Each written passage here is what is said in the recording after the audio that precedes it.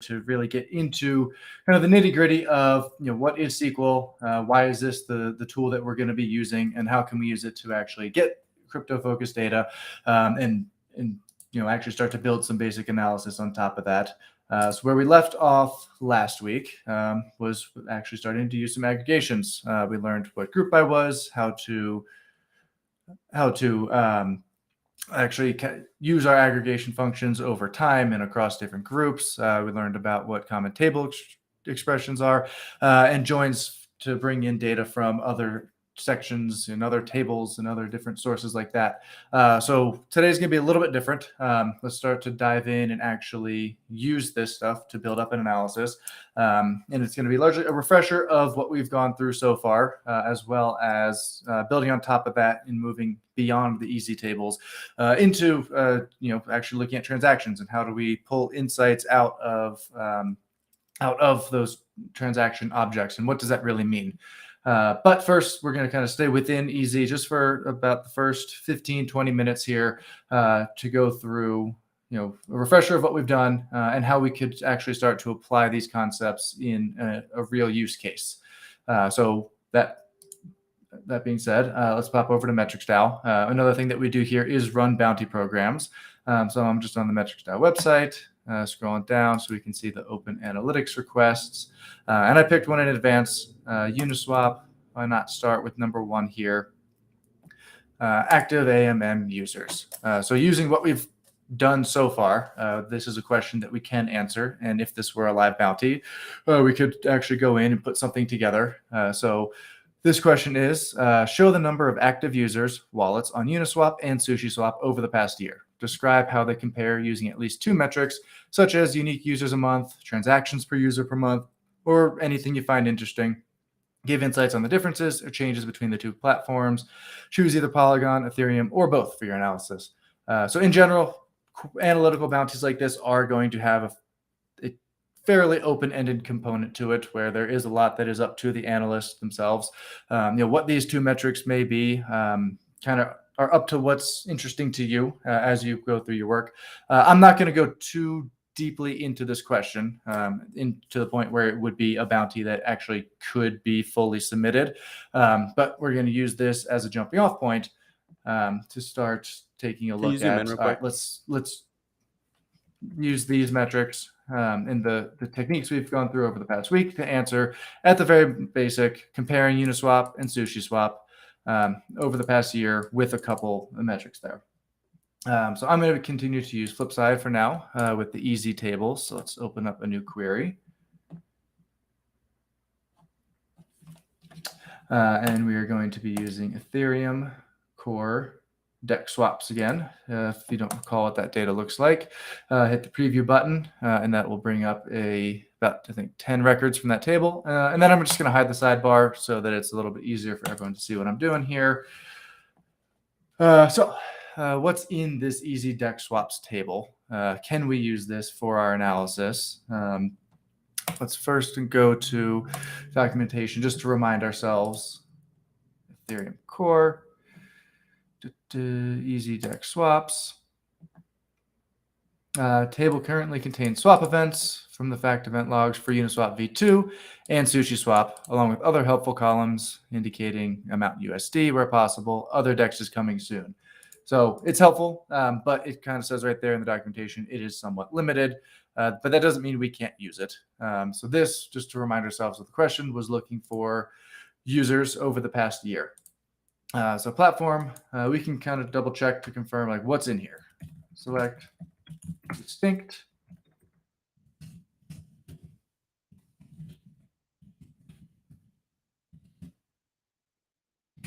And that will return Uniswap v2 and SushiSwap are the two options that we have in the easy DEX swaps table. So that seems like a great starting point to do some analysis on, comparative between Uniswap v2 and SushiSwap. So what they're looking for is users. Let's go back to the preview here so we can remind ourselves what's in here.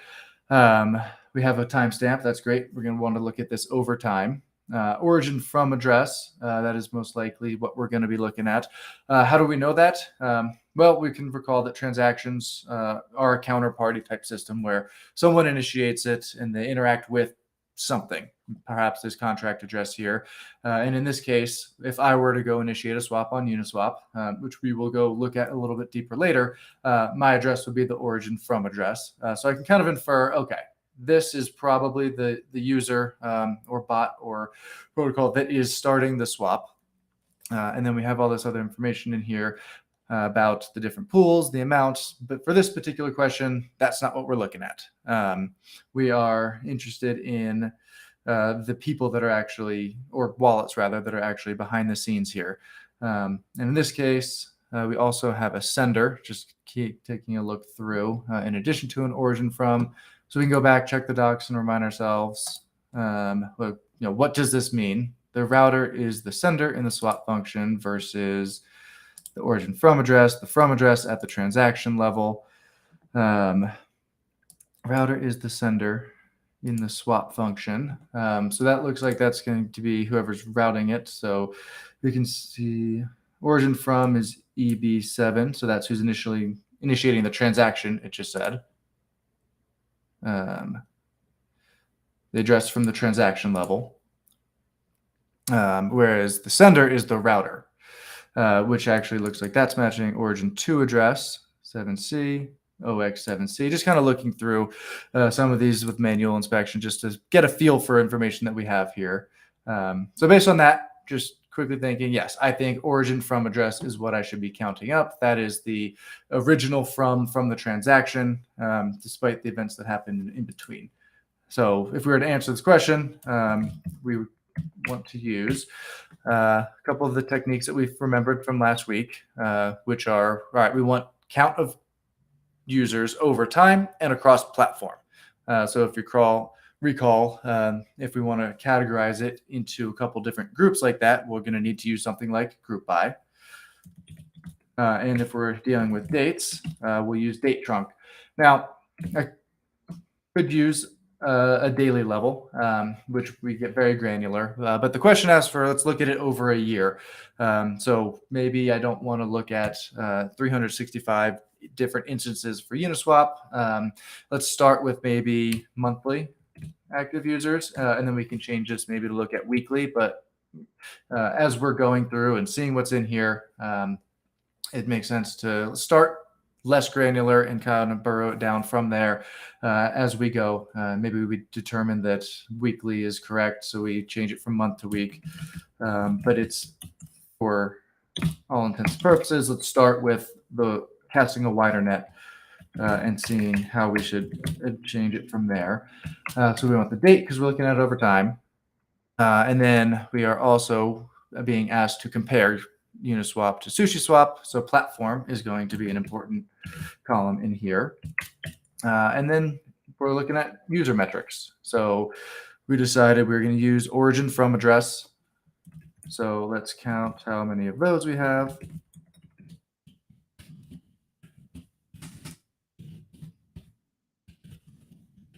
Total from addresses. Now, maybe you're thinking, all right, what if I wanted to go through and see how many transactions that there are? Might think for a second and realize that this is also counting that. For every one transaction, there is an origin from address. Every transaction is initiated by someone. So this could also be aliased as total transactions. But we are also, looking for actual individual users or individual wallets. So another thing that we might want to look at here is distinct from addresses. One user can have a number of transactions within a day, but they are still just one individual wallet initiating those. So like we did in some examples last week, we can count distinct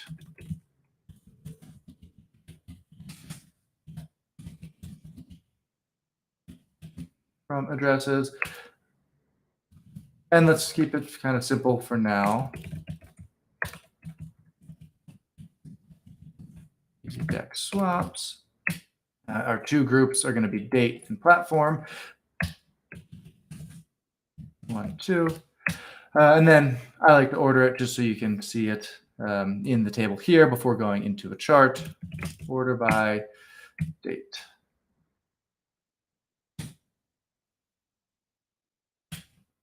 Let that run.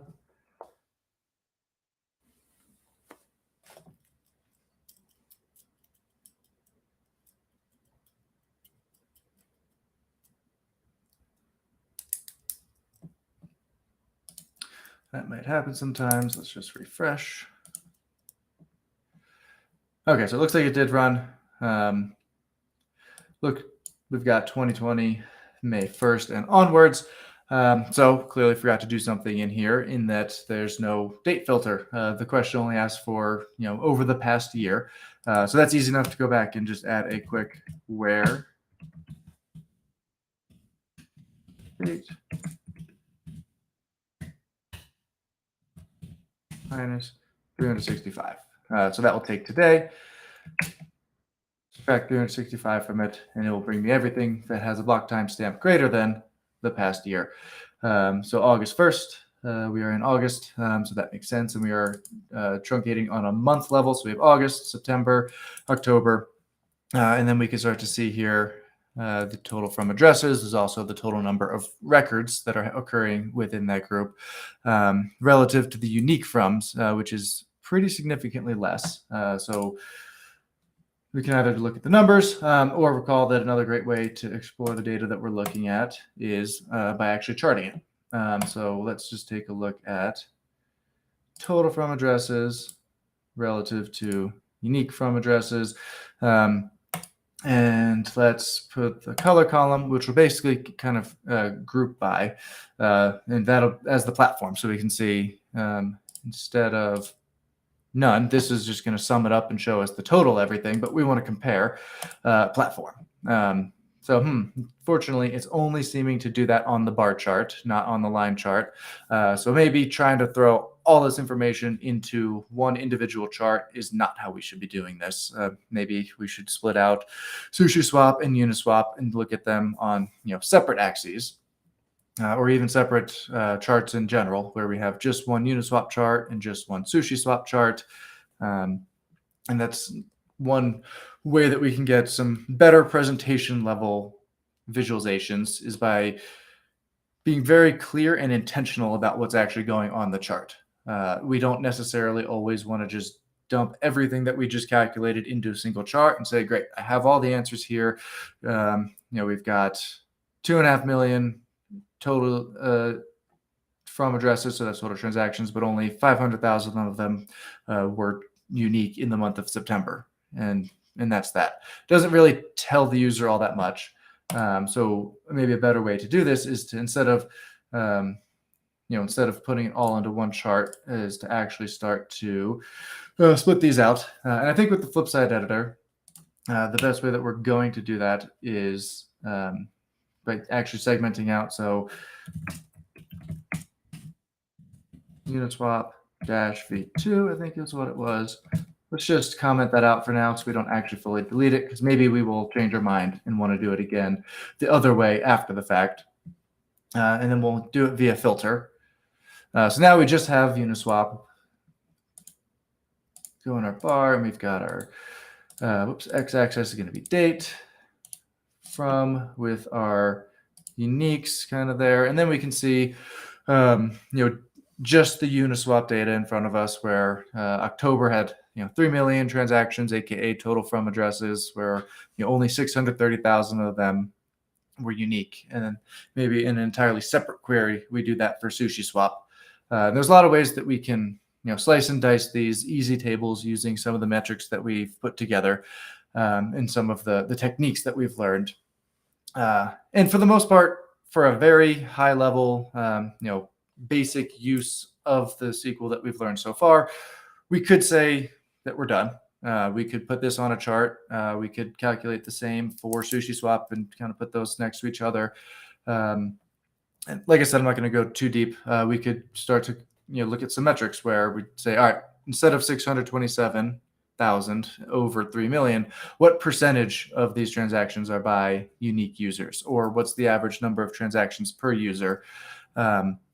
But one thing that I'm going to hone in on, instead of calculate a bunch of additional metrics, is actually the fact that, all right, in this easy swap table, we're dealing with, Uniswap v2, whereas SushiSwap is just SushiSwap. So that makes me think, are there other versions of Uniswap? Why is this one specifically v2? And are we capturing everything?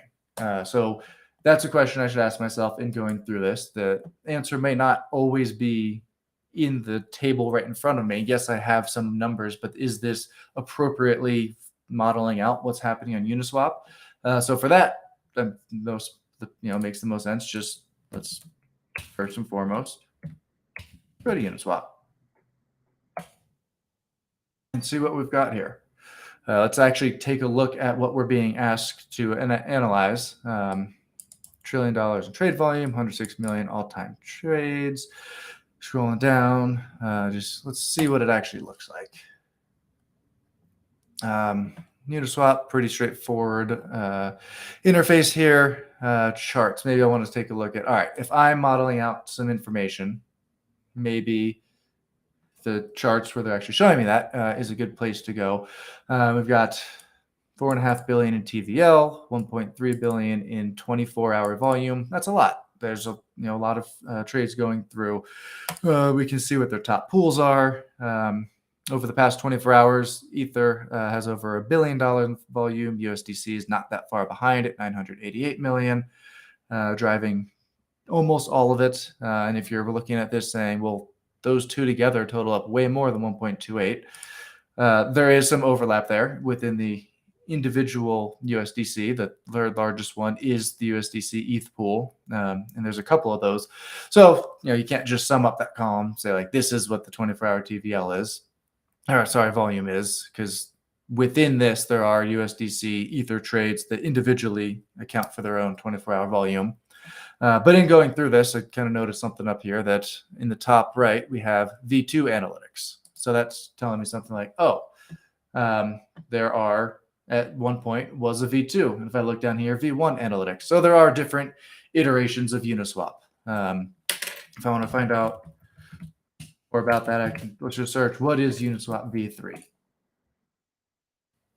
And top result is a blog post on Uniswap from March of last year. Okay, it's been around for a while. Give this a little background. V1 launched in 2018. May of 2022, V2 launched. Mainnet on May 5th, 2021. So they've done some upgrades. I won't go through the actual details in here. You can search for it and kind of read through. But there are some significant changes in how V2 and V3 operate. But now I'm thinking, all right, how do I get this information? It's not in that easy fact table yet. It said in the docs here, other DEXs coming soon. But the bounty question is posed now, right? We need to go actually get that information. How do we pull it in? And how do we extract information about V3 outside of this easy DEX swaps table?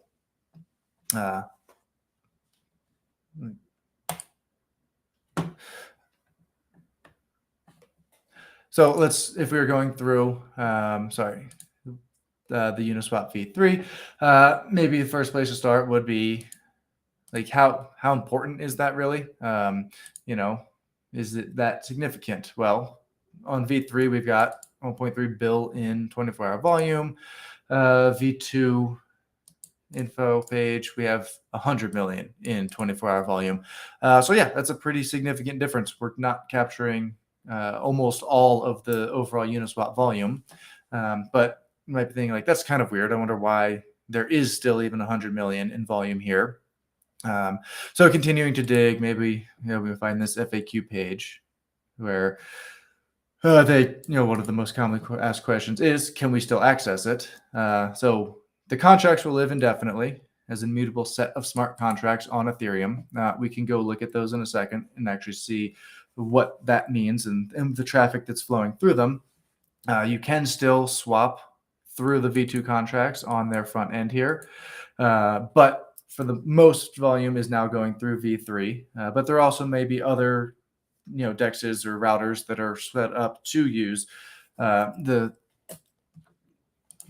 V2 contracts and go through them. So it's it's not something we should just totally get rid of. We want to see that 100 mil in volume.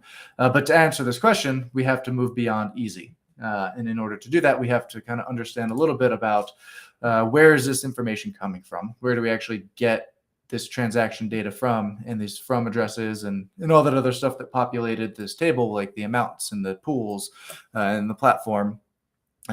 So if say I'd never touched Uniswap before, and I have no idea what their data looks like, I would probably want to go and actually, see what can you do on Uniswap.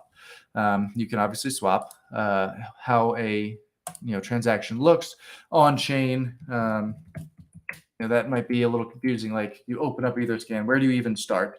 There is a very common technique, and that's to actually go make a test transaction. So let's say I'm on Uniswap and I have wrapped ETH, and I want to swap it into DAI. So that's about $50 in DAI, kind of depending on what time of day it is and what the markets are doing. So I have not swapped from wrapped ETH to DAI before, so I have to do this thing where I can actually allow, let's pull this more front and center so it's a little easier to see, actually allow the protocol to use the asset that I have in my own wallet. There's a transaction fee associated with that, and basically just signing it. I'm not going to get too into the weeds as to what this function is saying, other than I am letting Uniswap use the wrapped ETH that I have in my wallet up here. And it's they can't swap and they can't interact with my wallet without me doing this. And if I were to go then and try to swap USDC into DAI, then I would have to approve that token as well. So let's confirm. Pending, takes a second. And then once this is approved, I will actually be able to swap. So basically what's happening now is, can I open this up on the Block Explorer? As we were talking about in that first session, my transaction that I want to actually do, it has been sent out into the mempool. And right now it's just waiting for a node to actually pick this up, to validate it, and to actually write it to the chain. Etherscan has this great little pending transaction queue where you can see more or less about how far along you are in the queue, pretty close to 100. Not too much traffic right now. It shouldn't typically take all that long. We get a little pop-up, if you can see it down here. Can't actually move that notification, that the transaction was confirmed. And then I could go back here, whichever one was actually Uniswap. Now instead of approve, it's swap. I'm not going to do that because I did this earlier. But let's say I hit swap and then actually went to my address on Etherscan. So let's copy it from up here. Pop my address into Etherscan Explorer. And what we're looking at is my address on Etherscan. You can see the most recent one right here 1 minute ago was an approve for wrapped Ether. So that was me actually saying, yes, Uniswap, you can use wrapped ETH that is in my wallet. But I did a couple test transactions earlier just so I could kind of be prepared for this. Where let's take the other side of that, where I was swapping 50 DAI for wrapped ETH. This transaction would have been wrapped ETH back into 50 DAI. And we can say like, all right, these are the types of transactions. In this, I am a unique user that should be in the table somewhere. I made, what is this? 3 transactions, no, that's an approval. 3 transactions today on Etherscan. So there should be, on Uniswap. So there should be 3 instances where this wallet address is the origin from address in some swap table, right? If we were to have an easy DEX swaps that include V3, but we don't. So how do we get this information into our code? How do we actually pull this out and extract insight on it? Where the action that's happening is we swap 50 DAI for Uniswap or for ETH on Uniswap. We can start to look at. Let me zoom in just in case that's a little bit small. We can look at the logs, and this is the receipts of what happened in each event. They're a little cryptic, but we can recall from some of the stuff that was going on. Let's see, it was 50 DAI for 0.0261, etc. ETH. We start to see some of those numbers, 26150, etc. 50 maybe with a bunch of zeros behind it. Bunch of hexadecimal here that's kind of confusing, might not be able to figure out what that is. But in here, we do see that, okay, this was a transfer, and that looks like the ETH number, and this is a transfer. That looks like it could be the DAI number. So somehow, somewhere in this transaction is that swap information. So let's take this. And instead of going to the easy DEX swaps table, This time, let's go to the transactions table.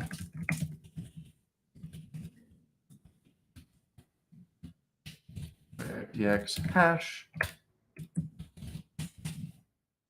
is just this one. And maybe actually show this guy again. All right, is that large enough to see? So we've got earlier today, block number, block hash, transaction hash, kind of that regular boilerplate transaction info. From address was the one I pasted in earlier. This to address, let's see if we can start to match some of this stuff up. That's just Etherscan. That's the approval. Here it is.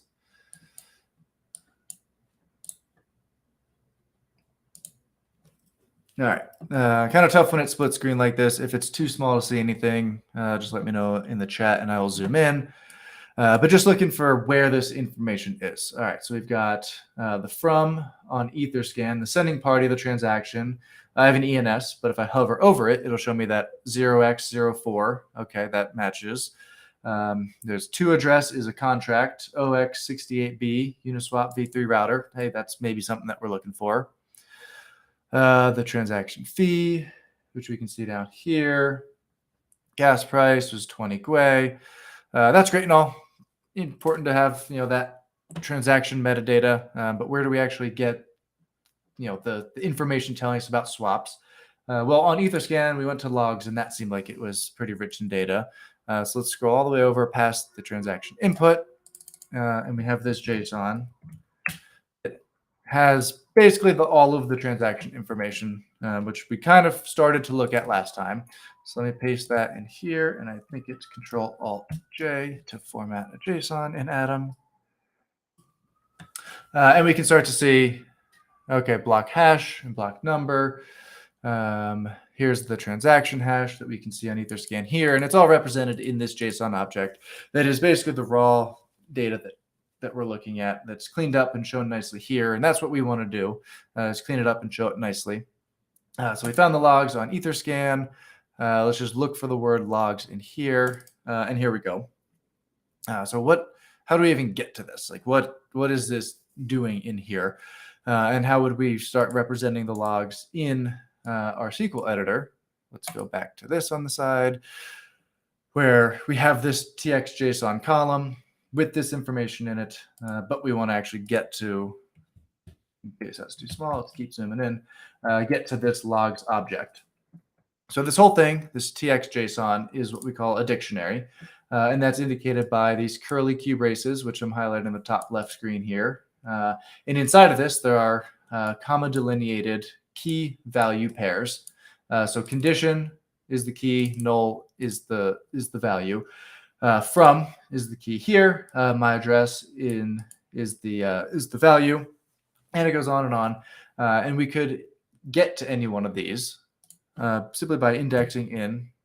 So I'm just going to delete the star for now because let's say we only want what we're actually about to pull out. So tx.json is the column, and this tx.json is an object. It is this dictionary that we're looking at on the left, and we can get to any of these key value pairs with a semicolon, and actually by putting in the key, and it will return to us the value. So in here I put from, and in return we are actually getting this value here, and I can put in anything over here that is actually a key. So let's say we wanted to get the gas, even though that's already a column in the in this table, and then we get that. But that's not what we want here. We want logs. So logs is, can we just put in logs here? Or anyone have an idea on how we can actually get into that? And returns nothing. But it's here. Maybe it's because of, this is a square bracket, not a curly brace.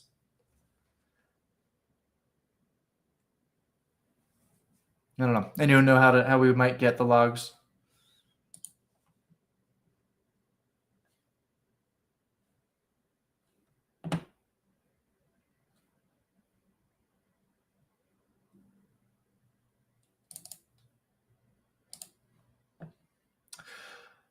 Well, each of these can be an object in and of itself.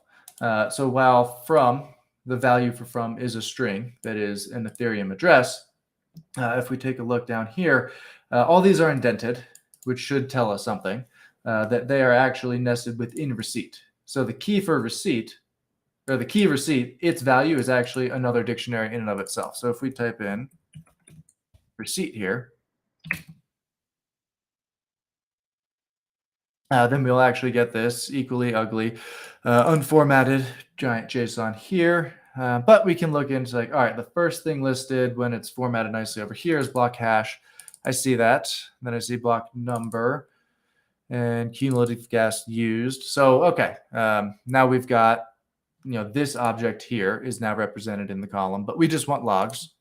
So let's go one more. And now we can actually get to this logs data, which we saw started with this, square bracket instead of a curly bracket. So this is how we can actually start to look into JSON data and start to extract different pieces of it. We have, block hash and block number and all this other stuff that exists in TXJSON. It's useful, but we don't need it right now. We're just looking for the logs. Because we want to see if there's anything interesting in here that could point us to into the direction of actually getting some of that information with regard to how to find a swap. So now we just have the logs. One thing that's great about a text editor like this is that if I click here, right next to the start of a dictionary, with these little dots will show up, and that will tell me kind of the extent of how deep this one is. So if I could hide it, and I could see, all right, it goes from 25 to 49. If I click here, these little red dots appear. There are now a pair of little red dots over here on line 49. So that's telling me this whole thing is one log. And I know it's one log because it exists in this comma separated type structure. So each one of these is a dictionary, and that exists in an array. So that might be a little confusing for now. So let's take logs. If I hide it right here, it goes from line 24 to line 28. So let's just take logs, leave the rest of the TXJSON behind. And now we have this key where the value is something between, scrolling all the way down, a bunch of, set of square brackets. And that denotes an array. An array is just a list where you can actually have a bunch of different objects in a row that are not necessarily joined together by a key value pair. So in a list, this is the first log, this is the second log, and they're all comma denoted, just like each record in a dictionary was. And you know that this is the first and the last one because we've got the little red dots denoting underneath the curly Q here. And just like logs is within receipts, in here we can have further nested dictionaries where decoded, the value for decoded is a dictionary in and of itself. And then within decoded, we have inputs where we have another dictionary with from, to, and value. So this is starting to look like a place where we might find some good information. We like the word decoded. We can actually read things that are decoded as a person. And we see event name transfer. That's familiar to what we were looking at before. If I pull up here, I believe this was, here's one that says transfer. Another transfer in number 2. Swap. That seems like something that we would want. And this looks like the last one, as I can't scroll any further. So this, hex encoded log right here, if we go to the decoded data in the transaction table, we can see is a swap. And that's what we're looking for. This is a swap on Uniswap, and this is pretty rich with the information we're looking for. We've got amount 0, we've got amount 1, liquidity, recipient, sender. So that's great. We want to hone in on logs clearly. So let's using, this notation where we're, selecting into different parts of the JSON is one way we can start parsing through this. We can start building out, okay, let's take out the address and the decoded and the event name and all the inputs that are within each log and build out the different columns like that. So that we can actually parse through this and find out wherever event name equals swap. Or we can take a look and see, has someone done that for me? So let's go back to full screen.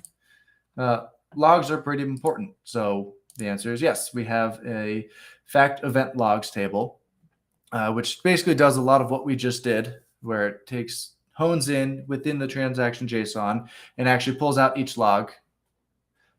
So let's go back to selecting all, but instead of fact transactions, we're going to go to event logs. Still for just this transaction hash.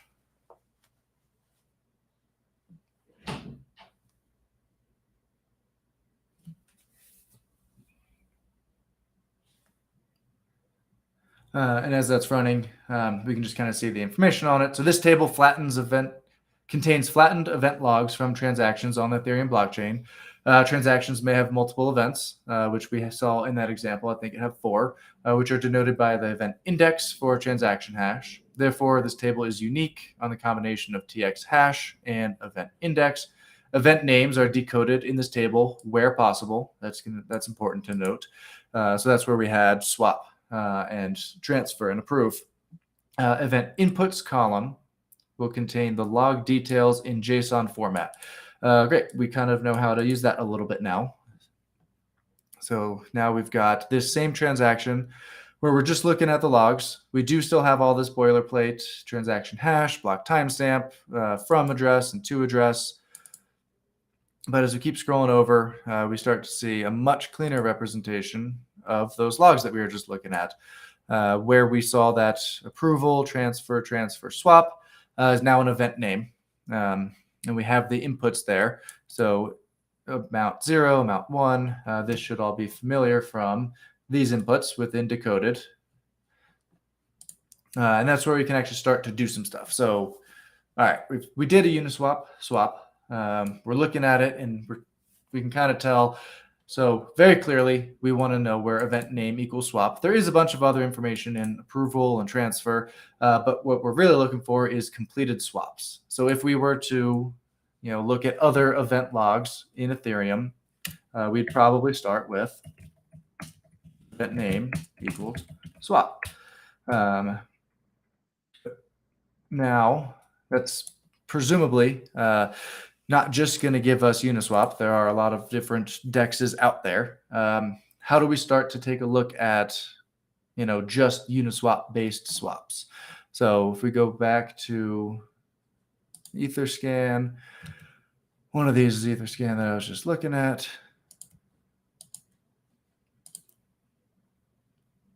Well, let's go back to my address, and I believe we are looking at this one. 50 DAI for 0.026 Ether on Uniswap. So there's something in here that is telling Etherscan that this is Uniswap. One thing that Etherscan does a great job of is labeling contracts. So instead of just seeing, token transferred from 0x6594, we see that it's Uniswap v3 DAI 2. Instead of seeing like the contract address for DAI, we actually see that. And similarly, they are labeling the 2 in our transaction is the contract where it's OX68. They're telling us that's Uniswap v3 router 2. So maybe we want to take a look at that and see, every swap where it's interacting with a Uniswap v3 contract might be a pretty good place to start here. So let's say and origin to address is OX68B. We can go back if we wanted to confirm OX68B. We're being told here that's Uniswap router 2 that was the JSON from before is this. And then let's hide that because we don't necessarily want just that transaction anymore. Let's see if we can get 100 of these other events where it's a swap interacting with the Uniswap v3 router. And we do, which is great. So we have a bunch of different from addresses here. All the 2 addresses are going to be this Uniswap v3 contract address. We're probably going to want to know something about that, right? Like what does that mean? What contract? I thought this was the contract it was interacting with. If you recall from the docs up here, the origin to address. Origin should be kind of a hint there is transaction level, whereas this is event level. And we have a hint here. Here's one of the named ones where contract name is Uniswap V2 pair. Do we have any others? A lot of unlabeled ones. Here's another one where it's the same one across a couple of different transactions, where it's a Uniswap V3 pool, unlabeled again. So maybe that's something that would be interesting and important to look at is, well, we've got some that are Uniswap V3 pools. We got some that are Uniswap V2 pairs, but we're just looking for V3 right now. See ya. Contract address is the pool address. Ordering to address is the router, I believe. Yes, so that's what it looks like based on the Etherscan transaction, where the interact with 2 is that Uniswap router.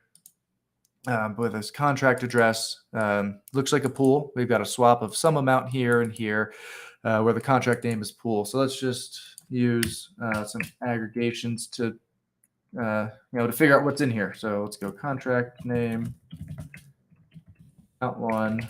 What's common? What do we got in here? Group by 1, and let's not do it all the way back to 2020.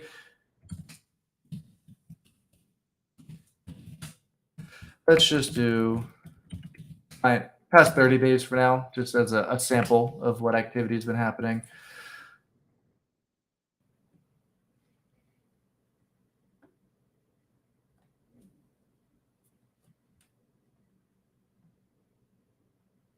Okay, so we have 4 items. Uniswap V3 pool, Uniswap V3 pool verified by NG, a V2 pair, and a lot of unlabeled ones. There are a lot of pools within Uniswap. This is just a transaction count level, recall, or actually even an event count level. So this isn't saying that there's a million unlabeled pools out there. This is saying there are a million instances where the pool is unlabeled. But that seems like a good place to start is, all right, we don't want it to be the V2 pair. So maybe we should take another look. Let's go back to select all. But in this case, contract name not equal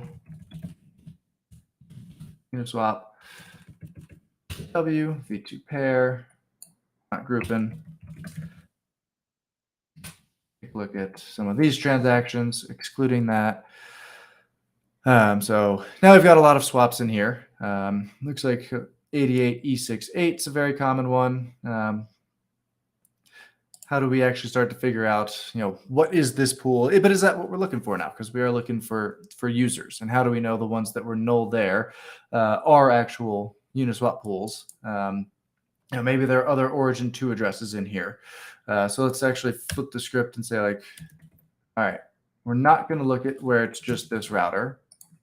And we're just exploring data right now in the form of transactions. So origin 2 addressed, count 1, and we're going to need that group buyback.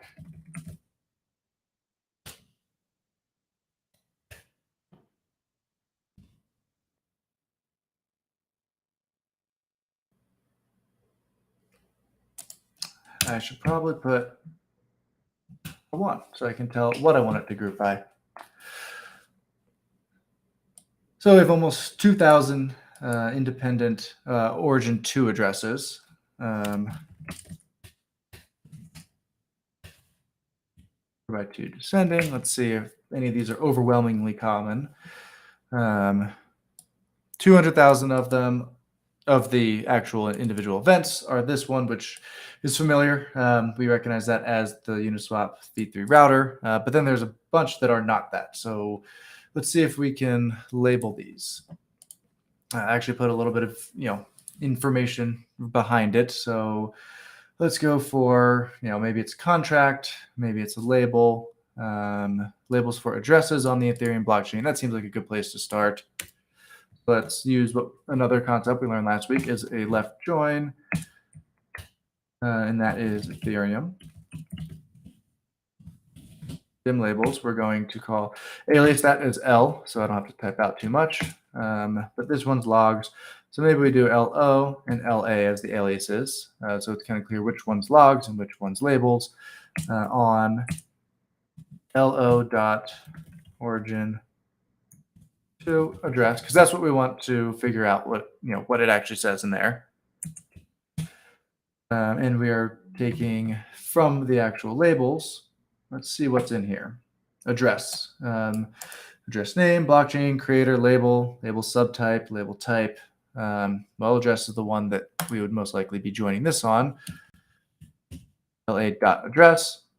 And now if we do this, we're not going to get any new helpful information. Well, we're also going to misspell the word address there because we didn't actually change what we're selecting. So now that we're joining these on top of each other, we can actually grab address name from dim labels instead of origin to address, because that is where we are actually overlapping it with a left join. If you call left join, is telling us take everything that is in the left side of the join. In this case is the fact event logs, our existing result set, and add in basically the tables and the columns rather from the logs or from the labels table. So in this case, address name is what I'm going to want here, where I can actually put in a friendly readable name instead of the contract address. So I can just continue to start to see what's in here, what's using the swap event name.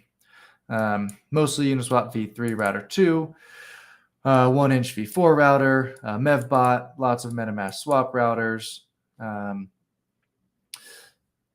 Let's do lots of mevbot still.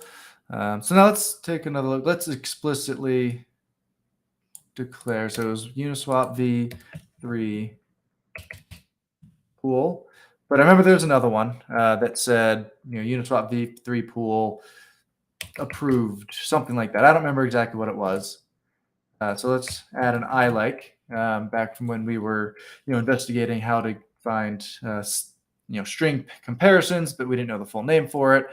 So now contract name will be either Uniswap v3 or that Uniswap v3 approved pool. So now we know based on labeled contracts that we have in there, we're only looking at the Uniswap v3 pools, and we still have a significant, 200,000 of them being the origin 2 addresses are the Uniswap v3 router. 150,000 is fairly significant that are unlabeled, so we're getting null. Then we're getting mevbots. We are getting MetaMask swap router, 1-inch v4 router. So we probably don't want to actually exclude those because that is still flowing through Uniswap labeled pools as we see here. So just, what does that mean? So if I were in MetaMask, I could initiate a swap. MetaMask doesn't actually have a DEX of its own. So it goes out and it will use DEXs like Sushi and like Uniswap on the back end, and it will route it through those pools. So that's what the router part means here. So I could, if I wanted to, swap from ETH, to USDC, and it would actually, it doesn't show it to me right away, but if I hit review swap, it's going to actually go fetch quotes, and it's going to look at, can I actually see the 5 quotes? And it'll tell me what the best, where I'm going to receive the most, basically. So 187, 187.9. Quote source. Will it actually show me that? It doesn't look like they'll show me the actual place that it got it from. 1-inch is similarly a DEX aggregator where you put in your swap and it will go out and ping a bunch of different DEXs out there, and it'll come back with the best price and the least slippage for you, or like the most efficient route. So if we're looking at Uniswap users, if we only want to look at the router, then yeah, we should filter on just the router here, which I commented out but didn't delete, where it's OX68B. But if we're interested in what's flowing through the Uniswap pools, that's a different analytical question. And let's remind ourselves of what it was asking about. Show the number of active users on Uniswap and SushiSwap over the past year. The way this is written as a beginner bounty, to me, sounds like using the Uniswap front end. So this was really nice investigation to do. We learned a bunch of stuff, but it turns out maybe at the end of the day, we just used the Uniswap v3 router and we keep this on. And we're only looking at the origin 2 address here. We're not going to need that anymore. We maybe don't need, we could still join, but maybe we don't need to do that. So then go back up, take a sample of 100 transactions here.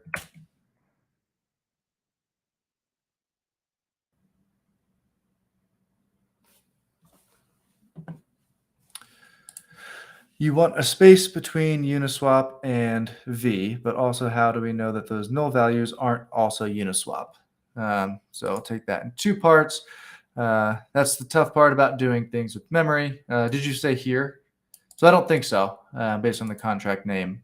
Doesn't look like they have a pool, unless you're saying the other one that was like the Uniswap v3 approved pool.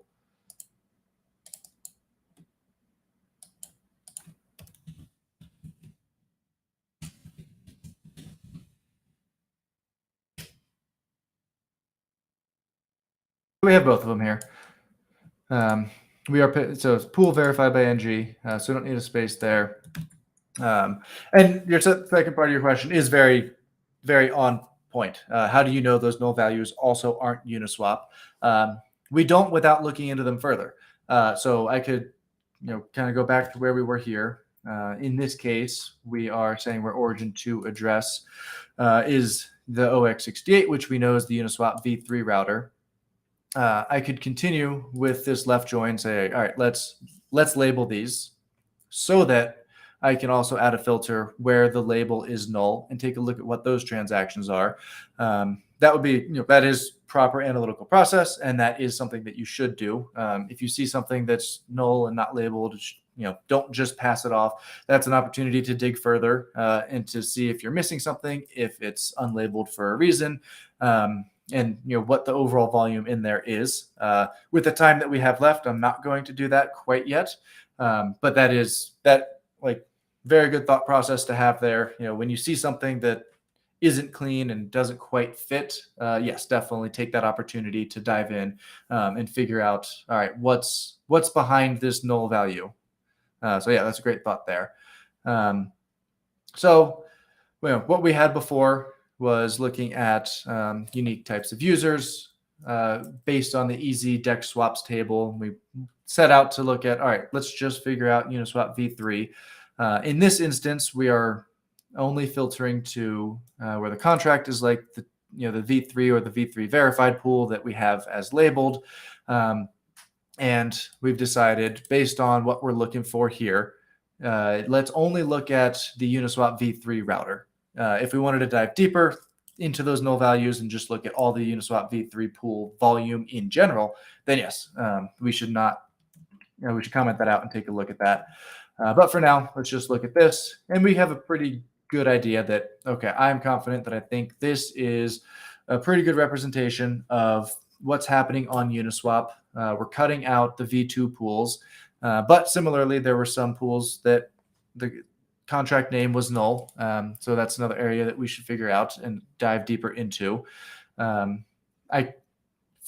answer the question, we could go through and kind of calculate a lot of those same, let's, distinct origin from address, start calculating user metrics and label that ourselves kind of as the v3 type work. But let's say we wanted to hone in on, some of the more, of what people are actually doing.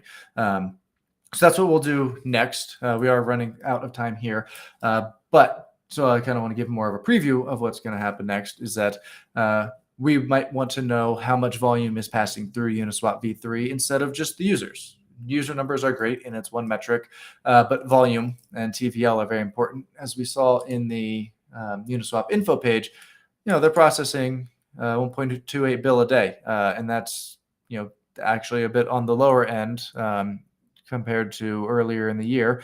As we scroll back and look at their very busy December, a spike here back in May for, if we all remember what happened in May, people were trying to swap out of certain assets. So we would want to get into here. So using the technique that we learned earlier, we could get that number just by calling its key. So we have event inputs 0. Maybe it's not. And event inputs amount 1. We run that. We haven't changed anything else. We're still selecting all of them. And then we end up with, at the very end here, there we go. Finally, event inputs amount 0 and amount 1 as a number itself, negative and positive. So next steps would be, all right, looks like there's always one negative and one positive. Maybe that indicates one's entering or leaving my wallet, or maybe entering or leaving the pool. And how do we determine which ones amount 0 and which ones amount 1 based on the pool information? What are the two assets that are actually being traded here? And that would, preview for next time, would most likely require looking at the actual liquidity pools and looking at contract address here. We know is a Uniswap v3 pool. Perhaps the DEX liquidity pool table has something like the pool name and token 0 and token 1. So we also got Uniswap v2 and SushiSwap in here. So that would be kind of the next step, is let's join that into here and let's bring more information about what's going on with the pools so we can start to calculate those types of metrics. But this is how we start to move past the easy tables. And this is how we actually get into, the broader analysis sphere and be able to use, tools like Dune and the fact transaction tables by understanding a little bit of how they're structured, but most importantly, how the protocol itself actually operates. I didn't spend too much time on that outside of kind of showing what a swap might look like. But if you're interested in liquidity pools, then, let's maybe open up a small position and see what that looks like, or find their contracts on Etherscan and click through, some of the transactions here like we were doing earlier in this session. And that's really where the analysis part gets kicked off, is when you can move beyond the easy tables. Data is unfortunately never as clean as it is in these easy tables. It's great that the work was done to build these out, and I think they're awesome for teaching SQL, so that's why we spent so much time in them for the first couple of weeks. But to truly get into what's happening, there's going to be a lot of cleaning that you're going to have to do on your own, figuring out what's happening in the logs, what information do I need to pull out from this transaction, what's relevant, and how do we actually determine that. So that's where a lot of the focus is going to be kind of from here on out. So hopefully this was a not too cumbersome introduction into getting into the fact tables and looking at transactions and logs. We will continue with this probably in about 2 weeks. So update on next week. We are going to be doing it a little bit later than usual, still on Monday, but it is going to be a Dune focused session led by Dune wizard Shushin.eth, who works for Optimism. So she's going to come in and take a look at a lot of the stuff that we've been doing, but using that platform instead of Flipside, how the tables differ, and how you would similarly go through an analysis and build up a dashboard using Dune. And then we'll come back and we'll continue with really getting into the transactions, whether it be Flipside or Dune, and how to start to pull out those inferences and putting together a professional overview and professional dashboard. So I will say that's it for the content for now. We are at the top of the hour, but I do want to leave a couple minutes for Q&A.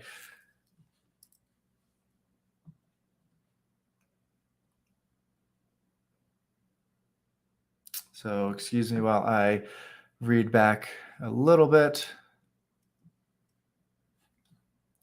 What are those events input querying?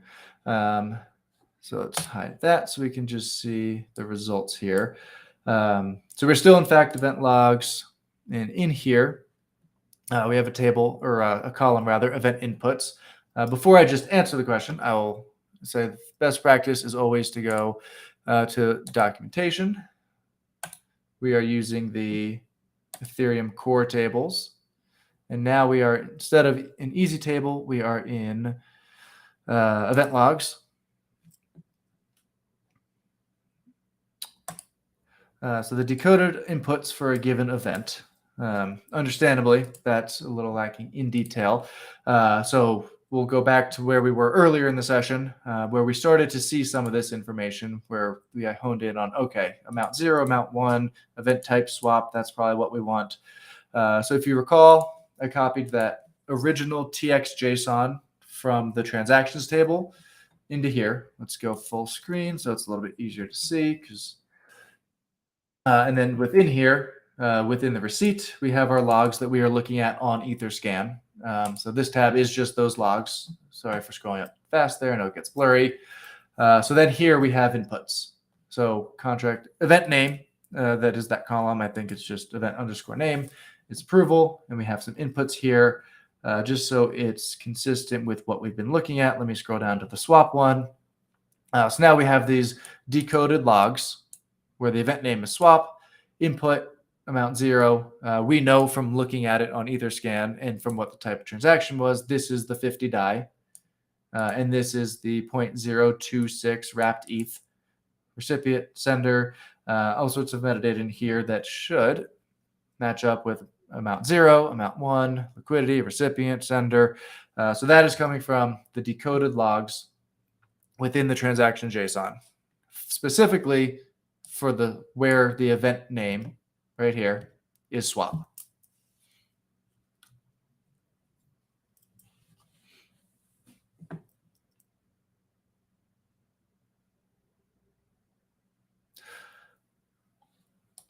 All right, anything else?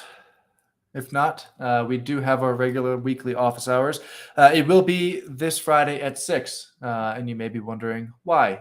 So we are going to have our regular assessment, but I've also gone through and I've looked at some bounty questions that we've run in the past and thought, all right, what could we run that would be kind of similar? So we are going to actually run a educational bounty this week that's going to be open for students to use, for anyone really to actually go through. If you complete it and you submit something, you'll be awarded 100x metric. There's not going to be a standard review process because we don't know how many people are going to go through and actually answer these, but we are moving office hours to Friday at 6 p.m. So just real quick, if you do not recall how to get to the bounty page on MetricsDAO.xyz, if we scroll down to our process, under analytics, we can view open requests. And there will be a card dropping here shortly this afternoon for the bounty program for the blockchain analytics course specifically. And I'm looking to see if I can find the link rapidly. And it will look like this once you open it up in full screen, where you can practice what you've learned and earn X metric. It is by no means a required bounty to do. This is for those that want to go above and beyond. And the questions are framed to be similar to what we did today, where there is a portion that you can go through and just use some of the easy tables. But for each one of these, there is an opportunity to go beyond and go into the fact transactions or fact event logs, or even into a different blockchains table. So in these dexes, if I were to go back to Uniswap, I could change network here to Polygon. Polygon is a layer 2 on Ethereum, and I can actually use Uniswap on Polygon. And part of the reason one would do that is the insanely low fees that happen over there. But Polygon doesn't have an easy DEX swap. So if you wanted to look at any Uniswap metrics on Polygon, you'd have to go back to those transactions and event logs table. So wrote these up just to be practice. We will be there to help you through any questions that you might have in office hours. These, like I said, will be dropped on this bounty page, hopefully by tonight. I don't know exactly the ETA on that, but it will be soon.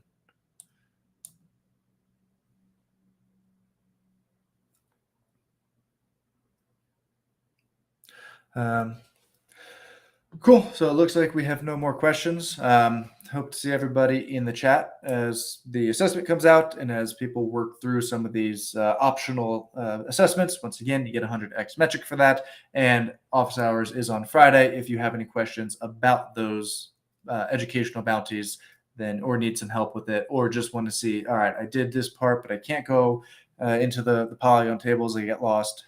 Help me out here. We will be there and hopefully lead you on your way. Thanks all.